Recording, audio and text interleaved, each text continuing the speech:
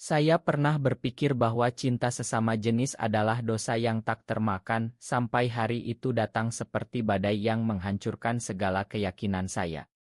Saat saya menemukan surat pertama dari dia, dengan tiket pesawat ke Paris terlampir, hati saya hancur berkeping-keping karena itu bukan undangan, melainkan pengingat akan pengkhianatan yang pernah dia lakukan.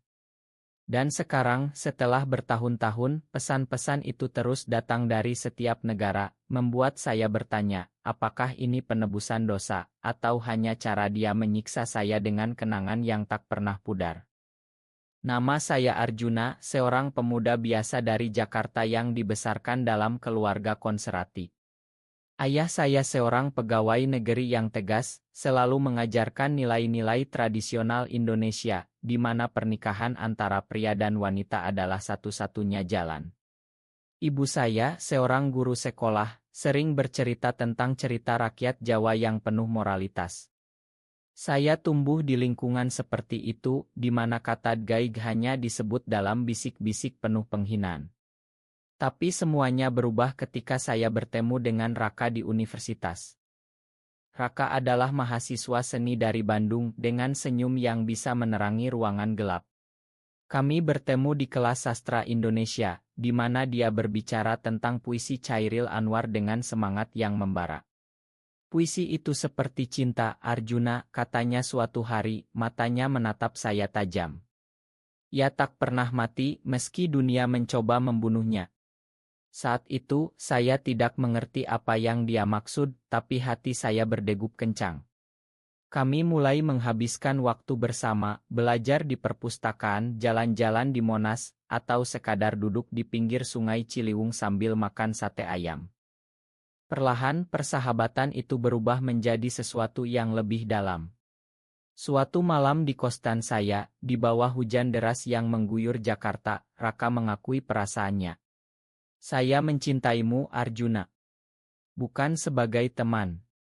Kata-katanya seperti petir yang menyambar, membuat saya mundur ketakutan. Tapi di saat yang sama, saya merasakan kehangatan yang belum pernah saya rasakan sebelumnya. Kami berciuman untuk pertama kalinya, dan dunia seolah berhenti berputar. Itu adalah awal dari cinta kami yang penuh rahasia dan kegembiraan tersembunyi. Hidup kami seperti mimpi di negeri dongeng. Kami trailing ke Bali, menyusuri pantai Kuta sambil bergandengan tangan di malam hari, ketika tak ada yang melihat. Raka mengajari saya tentang seni batik, bagaimana setiap pola menceritakan kisah. Seperti kita, katanya, pola yang rumit tapi indah. Di Yogyakarta, kami mengunjungi Candi Borobudur, duduk di tangga batu sambil membicarakan mimpi-mimpi kami. Saya ingin menjadi penulis, dia ingin menjadi pelukis terkenal. Kami berjanji akan bersama selamanya, meski masyarakat Indonesia masih sulit menerima hubungan seperti kami. Tapi mimpi itu mulai retak ketika keluarga Raka mengetahui. Ayahnya, seorang pengusaha kaya dari Surabaya, marah besar. Ini bukan jalan Tuhan, bentaknya saat menemukan kami bersama. Raka dipaksa pulang dan saya ditinggalkan sendirian di Jakarta, hati hancur. Kami masih berkomunikasi lewat pesan, tapi tekanan semakin berat. Raka mulai ragu, dan suatu hari, dia mengatakan kata-kata yang menghancurkan, mungkin kita harus berhenti, Arjuna. Ini terlalu berbahaya. Pengkhianatan itu datang seperti pisau tajam. Raka menikah dengan seorang wanita yang dipilih keluarganya, seorang gadis cantik dari keluarga terhormat. Saya melihat foto pernikahannya di media sosial, senyum palsu di wajahnya. Saya merasa dikhianati, marah, dan hancur. Bagaimana dia bisa meninggalkan saya begitu saja? Saya mencoba melupakan, bekerja sebagai editor di sebuah penerbitan buku di Jakarta, tapi bayangannya selalu menghantui. Lalu, surat pertama datang. Itu dari Paris, dengan tiket pesawat ke sana terlampir. Di dalamnya, pesan singkat, ingat janji kita di Borobudur. Aku masih mencintaimu. Hati saya bergetar. Apa maksudnya? Raka sudah menikah, punya anak. Kenapa sekarang? Saya mengabaikannya, tapi surat kedua datang dari Tokyo dengan tiket ke Jepang. Setiap negara mengingatkanku padamu. Begitu terus dari New York, Sydney, Cape Town. Setiap tiket seperti undangan untuk bertemu, tapi juga pengingat akan luka lama. Saya mulai bertanya-tanya. Apakah ini cara Raka menebus kesalahannya? Atau hanya permainan? Saya mencoba menghubunginya, tapi nomornya tak aktif. Keluarganya mengatakan dia sedang traveling keliling dunia untuk bisnis. Tapi tiket-tiket itu terus datang, membuat saya tak bisa tidur. Di malam-malam sunyi, saya membaca pesan-pesannya lagi, air mata mengalir. Cinta ini, meski dikhianati, masih hidup di hati saya. Akhirnya, saya memutuskan untuk mengikuti salah satu tiket. Ke Bali, tempat kami pertama kali jatuh cinta. Tiket itu datang dengan pesan, kembalilah ke awal, Arjuna. Saya terbang ke sana, hati penuh campuran emosi. Di pantai Kuta, di bawah matahari terbenam, saya melihat sosoknya berdiri. Raka lebih kurus, tapi matanya masih sama. Makan aku, katanya, suaranya gemetar. Kami berbicara sepanjang malam. Dia cerita tentang pernikahannya yang gagal, bagaimana dia mencoba hidup normal tapi gagal. Aku meninggalkanmu karena takut, Arjuna. Tapi sekarang, aku sadar, cinta kita adalah yang sebenarnya. Saya marah, menangis, tapi akhirnya memakan. Kami memulai lagi, tapi kali ini dengan hati-hati. Tapi konflik belum berakhir. Keluarga Raka mengetahui lagi dan mereka mengancam. Ayahnya mengirim orang untuk memisahkan kami. Di tengah malam di Hotel Bali, kami dikejar, seperti dalam film aksi. Saya jatuh, kaki terkilir, tapi Raka menarik saya. Kita harus lari, katanya. Kami melarikan diri ke desa kecil di Ubud, bersembunyi di antara sawah dan pura. Di sana, kami membangun kehidupan baru. Saya menulis cerita kami, Raka melukis. Tapi bayang-bayang masa lalu masih ada. Suatu hari, surat dari ayah Raka datang memohon maaf. Aku salah, anakku. Kembalilah. Itu adalah titik balik. Kami pulang ke Surabaya menghadapi keluarga. Debat sengit terjadi, air mata mengalir, tapi akhirnya penerimaan datang. Cinta kami bertahan meski penuh luka. Tiket-tiket itu berhenti, digantikan dengan kehidupan bersama. Di Indonesia yang mulai berubah, kami menemukan harapan. Hidup kami di Ubud seperti mimpi yang rapuh, di mana setiap pagi kami bangun dengan suara ayam berkokok dan aroma kopi Bali yang harum. Raka melukis di teras rumah kayu kami, sementara saya mengetik cerita di laptop tua. Ini cerita kita, Arjuna, katanya sambil menyentuh tangan saya. Tapi di balik kedamaian itu, saya merasakan kegelisahan. Tiket-tiket dari masa lalu masih menghantui, seperti hantu yang tak mau pergi. Suatu hari, surat baru datang bukan dari Raka, tapi dari istrinya yang dulu. Dia milikku, Arjuna. Jangan ambil. Kata-katanya seperti racun membuat saya ragu. Apakah Raka benar-benar telah meninggalkan masa lalunya? Saya konfrontasi dia malam itu di bawah bintang-bintang. Apa kau masih mencintainya? Tanya saya, suara bergetar. Raka diam sejenak, lalu menangis. Tidak, Arjuna. Pernikahan itu paksaan. Anak kami. Dia tahu aku gay dan dia mendukung. Ternyata anak mereka, seorang remaja, telah mengetahui dan menerima. Itu melegakan, tapi konflik baru muncul. Keluarga saya di Jakarta mulai curiga. Ayah menelepon, kembalilah, anakku. Ada yang salah denganmu. Saya pulang ke Jakarta sendirian untuk menghadapi mereka.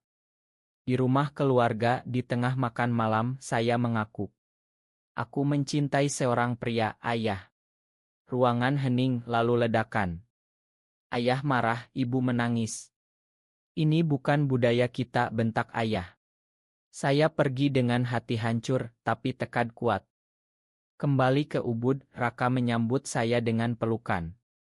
kita akan hadapi bersama. Kami memutuskan untuk pindah ke Jakarta, mencoba hidup normal. Raka mendapat pekerjaan sebagai desainer, saya terus menulis. Tapi masyarakat sekitar mulai bergosip. Di masjid orang memandang sinis. Suatu malam kami diserang oleh sekelompok pemuda radikal. Haram, teriak mereka, melempar batu ke rumah kami. Kami lari ke polisi, tapi mereka acuh. Ini urusan pribadi. Rasa takut menyelimuti. Raka mulai depresi, melukis gambar-gambar gelap. Mungkin kita salah, Arjuna. Katanya suatu hari. Saya memeluknya, tidak, cinta kita benar. Klimaks datang ketika ayah Raka datang ke Jakarta. Aku ingin bicara. Ikai kecil di Tamrin, dia menceritakan penyesalannya. Aku dulu takut kehilangan muka. Tapi melihat anakku menderita, aku sadar. Dia memeluk Raka, air mata mengalir. Itu adalah momen penyembuhan. Tapi pengkhianatan baru muncul. Teman lama Raka, seorang pria dari masa lalu, muncul. Aku masih mencintaimu, Raka. Katanya, mencoba merebut. Saya marah, bertengkar dengan Raka. Pilih dia atau aku. Raka memilih saya, tapi luka itu dalam. Kami trailing ke Lombok untuk menyembuhkan. Di pantai Senggigi kami berjanji lagi. Selamanya. Cinta kami semakin dalam, penuh rasa syukur. Di Indonesia yang penuh tantangan, kami menemukan kekuatan. Kembali ke Jakarta, hidup kami mulai stabil. Raka membuka galeri seni kecil di Kemang, menampilkan lukisan-lukisan tentang cinta terlarang. Saya menerbitkan buku pertama saya, Noel Semi-Autobiografi tentang perjuangan LGBT di Indonesia. Buku itu mendapat sambutan hangat dari komunitas, tapi juga kritik dari kelompok konservatif. Ini propaganda barat, kata mereka di media sosial. Suatu hari undangan datang untuk konferensi LGBT di Bali. Kami pergi bertemu orang-orang sejenis. Di sana saya bertemu aktivis yang menginspirasi. Kalian adalah harapan, katanya. Raka dan saya merasa dikuatkan. Tapi di malam acara, insiden terjadi. Demonstran anti-LGBT menyerbu, melempar telur dan batu. Kami lari, Raka terluka di lengan. Di rumah sakit, dokter mengatakan luka itu ringan, tapi hati kami berat. Kenapa dunia begini kejam, tanya Raka. Saya jawab, karena mereka tak mengerti cinta kita. Malam itu, kami berbicara tentang masa depan. Mungkin kita adopsi anak, kata Raka. Ide itu indah, tapi sulit di Indonesia. Konflik memuncak ketika ibu saya datang. Aku menerimamu, anakku. Katanya dengan air mata. Itu adalah kejutan. Ternyata dia telah membaca buku saya dan berubah pikiran. Ayah masih ragu, tapi ibu menjadi jembatan. Tapi Raka mulai aneh. Dia sering pergi sendirian, mengatakan urusan bisnis. Saya curiga mengikuti dia suatu hari. Ikai, saya melihat dia bertemu wanita dulu. Hati saya hancur. Apa ini, tanya saya, marah. Raka menjelaskan, hanya bicara tentang anak kami. Dia sakit, butuh bantuan. Saya merasa bodoh, tapi kepercayaan retak. Kami bertengkar hebat. Kau selalu ragu padaku, kata Raka. Saya pergi, tinggal di hotel. Di sana, saya menerima surat lama dari Raka, yang dulu dikirim dari London. Aku tak pernah berhenti mencintaimu. Saya kembali, meminta maaf. Kami berdamai, cinta semakin kuat. Kami ikut parade Pride di Jakarta, meski kecil. Di sana, kami merasa bebas. Tapi ancaman datang lagi. Ayah Raka sakit, memanggil kami. Di Surabaya, kami menghadapi keluarga besar. Debat panas, tapi akhirnya, penerimaan. Hidup kami seperti roller coaster, penuh naik turun. Di akhir hari, kami tidur berpelukan, bersyukur atas cinta ini. Tahun berganti dan cinta kami semakin matang. Raka sukses dengan galerinya, lukisan-lukisannya dijual ke mancanegara. Saya menjadi penulis terkenal, buku kedua saya tentang Huckleberry menjadi bestseller. Kami pindah ke rumah lebih besar di Jakarta Selatan dengan taman kecil di belakang. Tapi masa lalu kembali menghantui. Anak Raka sekarang remaja datang tinggal bersama kami. Aku ingin kenal ayahku yang sebenarnya, katanya. Kami menerima, tapi ibunya marah. Kau merusak anakku. Ancaman hukum datang, tapi kami lawan di pengadilan. Di sidang, saksi-saksi bicara tentang cinta kami. Hakim, seorang wanita progresi, memutuskan mendukung. Cinta tak mengenal gender. Itu adalah kemenangan besar. Anak Raka bernama Dimas menjadi bagian keluarga kami. Dia belajar menerima bahkan ikut aktivitas lab. Tapi kesehatan Raka memburuk. Dia batuk-batuk, dokter diagnosa kanker paru. Merokok dulu, katanya sambil tersenyum lemah. Dunia saya runtuh. Saya rawat dia di rumah sakit, hari-hari penuh air mata. Jangan tinggalkan aku, bisik saya. Raka berjuang, tapi penyakit semakin parah. Di malam-malam itu, kami kenang masa lalu. Ingat tiket pertama, tanyanya. Itu cara aku kembali padamu. Saya menangis, aku selalu mencintaimu. Klimaks datang ketika operasi gagal. Dokter bilang tak ada harapan. Raka meminta saya bawa ke Bali, tempat awal cinta kami. Di pantai, di kursi roda, dia pegang tangan saya. Makan semua pengkhianatan, Arjuna. Cinta kita abadi. Dia pergi di pagi hari dengan senyum. Saya hancur, tapi Dimas menghibur. Ayah bangga padamu. Pemakaman di Surabaya, keluarga datang menghormati. Saya lanjutkan hidup, menulis buku tentang kami. Tiket-tiket itu saya simpan sebagai pengingat. Di Indonesia yang berubah, saya jadi aktivis, berjuang untuk Huckleberry. Cinta kami, meski berakhir tragis, memberi harapan bagi banyak orang. Setelah kepergian Raka, hari-hari saya seperti kabut tebal. Saya bangun pagi melihat tempat tidur kosong dan air mata mengalir. Dimas menjadi penyemangat, kita harus kuat, Om Arjuna. Kami tinggal bersama, membangun ikatan ayah anak. Saya kembali menulis buku ketiga tentang duka dan harapan. Di peluncuran banyak orang datang berbagi cerita serupa. Terima kasih, kisahmu menginspirasi. Itu melegakan hati. Tapi kesedihan masih ada. Suatu hari, surat datang lagi dari Raka. Ternyata dia susun sebelum meninggal, dikirim oleh pengacara. Tiket ke Paris, dengan pesan, lanjutkan perjalanan kita, Arjuna. Cintai lagi. Saya ragu, tapi Dimas dorong. Ayah ingin kau bahagia. Saya pergi ke Paris sendirian. Di sana saya bertemu orang baru, seorang seniman Indonesia yang tinggal di sana. Namanya Bima. Kami bicara tentang seni, tentang kehilangan. Perlahan persahabatan berkembang. Bima mirip Raka, penuh semangat. Cinta tak pernah mati, katanya, mengingatkan saya pada Raka. Saya jatuh cinta lagi, tapi hati masih milik Raka. Kembali ke Jakarta, Bima ikut. Kami mulai hubungan hati-hati. Dimas menerima, senang melihat Om bahagia. Keluarga juga mendukung. Tapi konflik muncul. Mantan Bima, seorang pria posesi, mengancam.